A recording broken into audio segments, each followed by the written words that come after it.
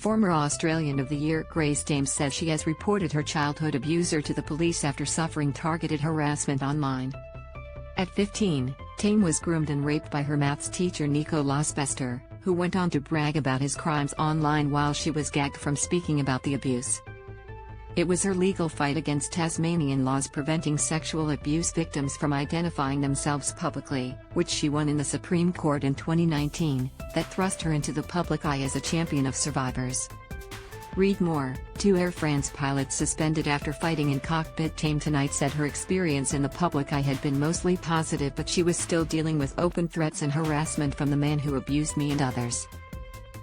This has been the reality for 12 years now, behind closed doors for my family and me, she said. She shared screenshots of tweets appearing to be from Bester referencing her childhood email and threatening good old comeuppance. Here he is, the twice convicted child sex offender, referring to my childhood email, which very few people know, in place of my name. It was the login to my old Facebook he and I communicated on, Tame wrote. Hess counting down to an act of revenge, planned for the day of my book's release. Bester was sentenced to 2 years and 10 months in jail for maintaining a sexual relationship with someone under the age of 17 and possession of child exploitation material, but released earlier. Tame alleged Bester's repeated comments online constituted a federal offense and contravened Twitter's child exploitation policy. This is targeted harassment of a known victim of his past crimes, designed to cause further harm, she said. I've reported them to police, but our reactive justice system is too slow, and nothing's changed. For years, Bester had been free to speak about his abuse of Tame while she was gagged by Tasmania's archaic laws.